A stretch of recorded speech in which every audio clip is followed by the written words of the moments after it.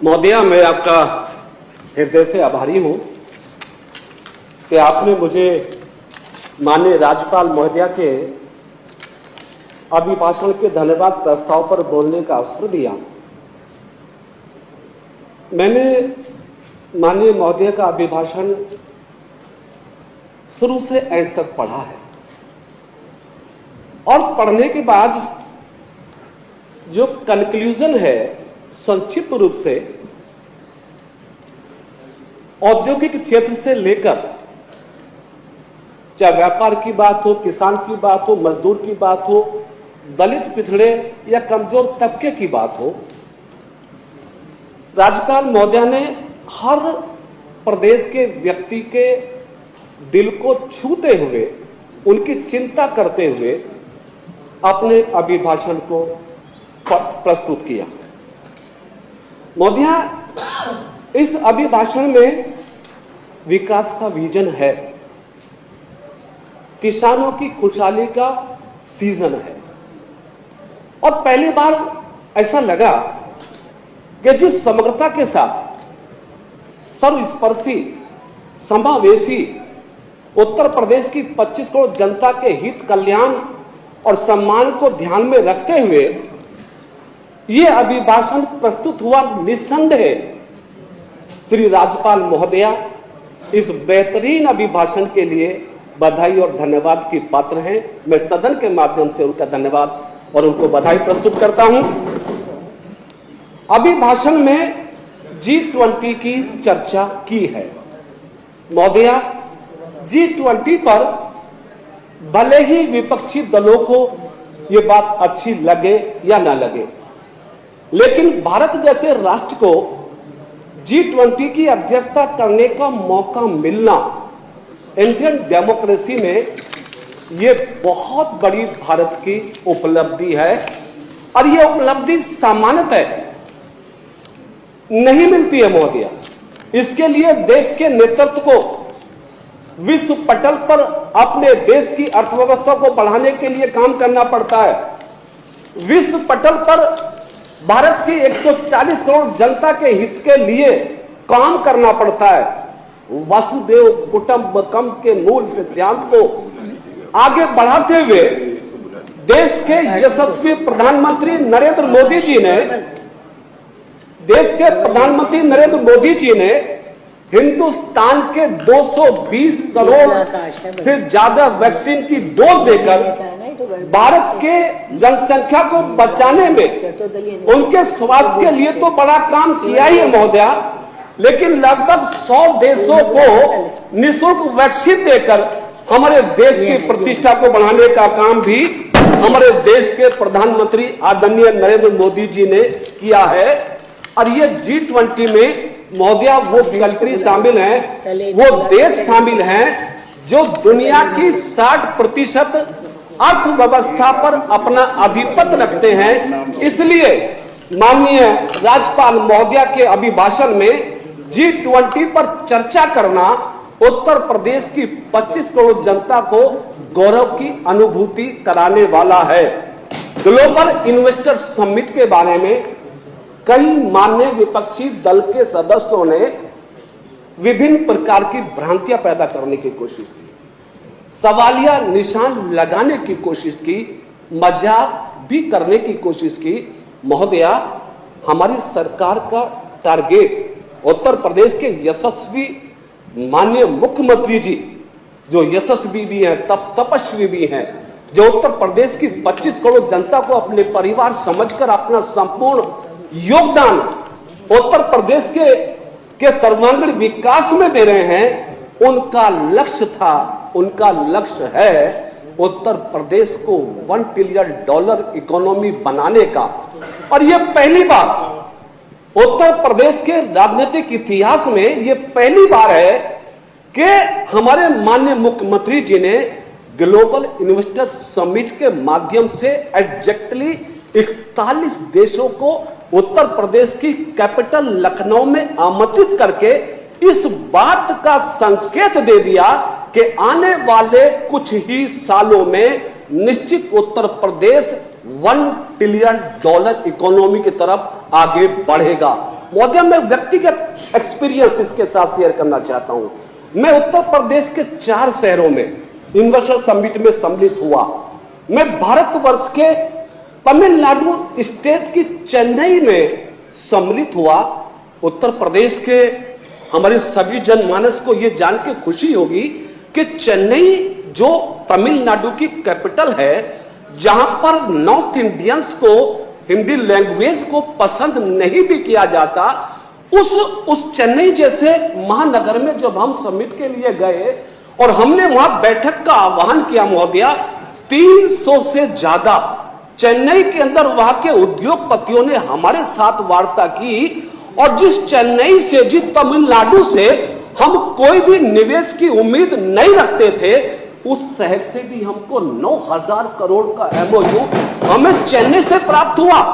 चित्रकूट के बारे में परसेप्शन उत्तर प्रदेश के पॉपुलेशन में यह था कि यहां पे डकैती होती है, यहां पे गुंडागर्दी होती है। हां, ये बात सत्य है कि 2017 से पहले परिस्थितियां कुछ इस तरह की थी कि भगवान श्री राम की तपोभूमि चित्रकूट कहे जाने वाले स्थान पर विकास की बात नहीं होती थी, समृद्धि की बात नहीं होती थी, संस्कृति के संरक्षण की बात नहीं होती थी, डकैती की बात होती थी, लूट की बात होती थी, विकास की योजनाओं से धन को ले जाने की बात होती थी। लेकिन चूंकि मैं उस जिले का प्रभारी मंत्री भी हूं महोदय, चित्रकूट जैसे डिस्ट्रिक्ट में 63,000 करोड़ के एमओयू साइन हुए हैं। इससे बेहतरीन मौका उत्तर प्रदेश की अर्थव्यवस्था को मजबूत करने में और नहीं हो सकता, जिसमें उत्तर प्रदेश के सभी, ये भी पहली बार हुआ है कि ये इस ग्लोबल इन्वेस्टर समिट के माध्यम से देश के और विदेश के लोगों ने उत्तर प्रदेश के सभी 75 जिलों में निवेश करने के प्रस्ताव दिए हैं। इससे बेहतरीन मौका उत्तर प्रदेश के लिए औद्योगिक दृष्टि से कुछ हो ही नहीं सकता। 34 लाख करोड़ के एमओयू, 94 लाख से ज्यादा रोजगार, अगर ये परिस्थितियां उत्तर प्रदेश में निर्मित हो रही हैं तो निश्चित इसको मान लेना चाहिए कि आने वाले समय में हमारा प्रदेश देश का इकोनॉमी की दृष्टि से नंबर 1 प्रदेश अवश्य बनेगा, नंबर 1 पर जरूर आएगा। हम निकल पड़े हैं प्रण करके, अपना तन मन अर्पण करके, जिद है एक सूर्य उगाना है, अंबर से ऊंचा जाना है, सर्वोत्तम प्रदेश बनाना है, सर्वोत्तम प्रदेश बनाना है महोदय। मंत्री जी, सर्वोत्तम प्रदेश बनाने का लक्ष्य लेकर यशस्वी माननीय मुख्यमंत्री जी अपनी कार्रवाई पर निरंतर सतत प्रक्रिया के माध्यम से आगे बढ़ रहे हैं। हम जातिवाद की बात नहीं करते, हम धार्मिक उन्माद की बात नहीं करते, हम दंगों में भरोसा नहीं करते, हम अपराध में भरोसा नहीं करते। महोदय, ये उत्तर प्रदेश की पहली सरकार है जिस सरकार के बारे में माननीय राज्यपाल महोदय ने हर्षित भाव से अपने विचारों को व्यक्त करते हुए कहा कि उत्तर प्रदेश सर्वांगीण विकास की दिशा में बिना जात पात, बिना भेदभाव के जिस गति के साथ आगे बढ़ रहा है, आने वाले समय में यह प्रदेश देश में सर्वोच्च स्थान प्राप्त करने में अवश्य आगे बढ़ेगा। महोदय, किसी भी प्रदेश की इकोनॉमी की बात करिए, डेवलपमेंट की बात करिए, एम्प्लॉयमेंट की बात करिए, किसान मजदूर की बात करिए, कोई भी विषय अगर विकसित प्रदेश में हमें रखना है तो नितांत आवश्यक है कि उस प्रदेश का लॉ एंड ऑर्डर अच्छा होना चाहिए। महोदय, एक जमाना हमने वो भी देखा है जब समाजवादी पार्टी की सरकार थी महोदय, मैं मेंबर पार्लियामेंट था, मैंने राज्यसभा में इस बात को बोला कि एक ऐसी सरकार को उत्तर प्रदेश के लोगों ने ढोया जिसके 5 साल के कालखंड में 700 दंगे हुए।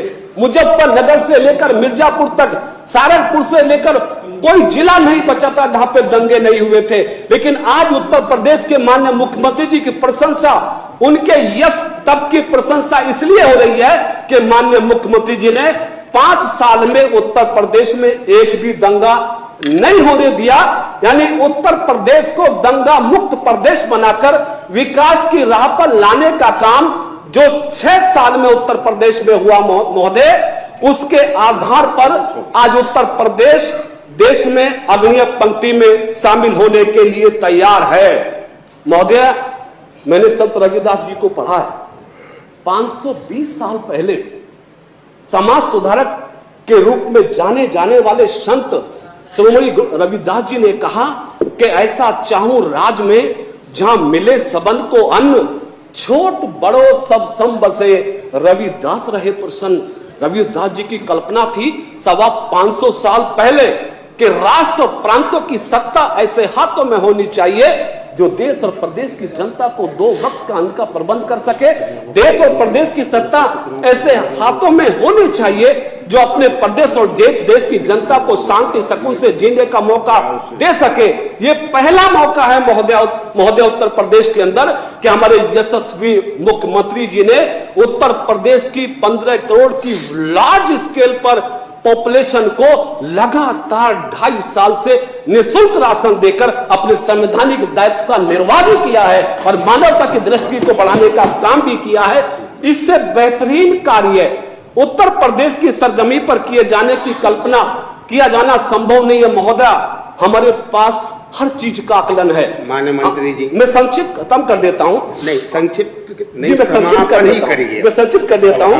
बाकी साहित्यों को भी हम विकास के मानक का अनुमान लगा सकते हैं, हम हेल्थ का अनुमान लगा सकते हैं, लेकिन हम खुशियों का आंकड़ा हमारे पास नहीं होगा, शांति का आंकड़ा हमारे पास नहीं होगा, आनंद का आंकड़ा हमारे पास नहीं होगा। उत्तर प्रदेश में 6 वर्षों के अंदर जो उत्तर प्रदेश की जनता के चेहरे पे खुशहाली का भाव देखा है, ये कभी किसी प्रदेश में संभव नहीं था। जो उत्तर प्रदेश की जनता को सुकून शांति के साथ अपने जीवन को व्यतीत करते हुए देखा है, इसका कोई मानक कहीं पर नहीं होता। इसलिए मैं बहुत निश्चित मत और भाव के साथ कह रहा हूं कि माननीय राज्यपाल महोदय के अभिभाषण में उन सब चीजों को, उन सब बातों को अंकित किया गया है जो उत्तर प्रदेश की गरिमा, सम्मान, उत्थान, विकास के लिए बहुत आवश्यक है।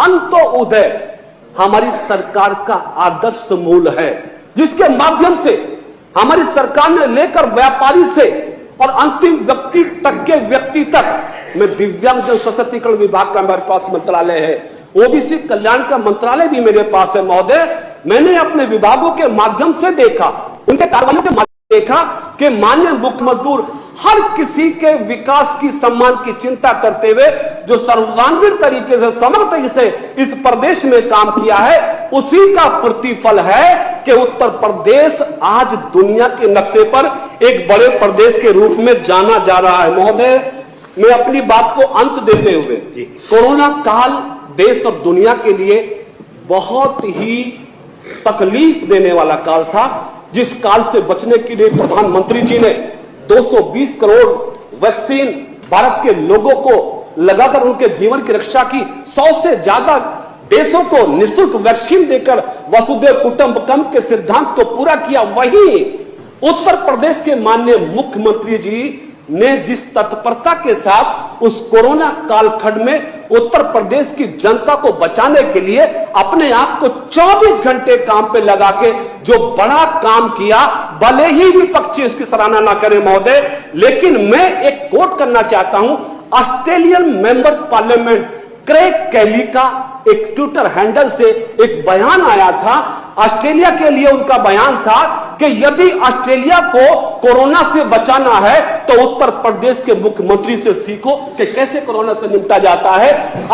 Member parliament of Australian member of parliament हमारे मुख्यमंत्री जी उत्तर प्रदेश के मुख्यमंत्री की सराहना करता है। WHO जो देश का सबसे बड़ा स्वास्थ्य संगठन है, 11 मई 2021 को वो अपना बयान जारी करके कहता है कि जो कोरोना के प्रबंधन पर जितना बड़ा काम उत्तर प्रदेश की सरकार ने किया है, अगर दुनिया के लोग भी ऐसा करना शुरू कर दे तो कोरोना जैसी बीमारी को हराना हमारे लिए मुश्किल नहीं है।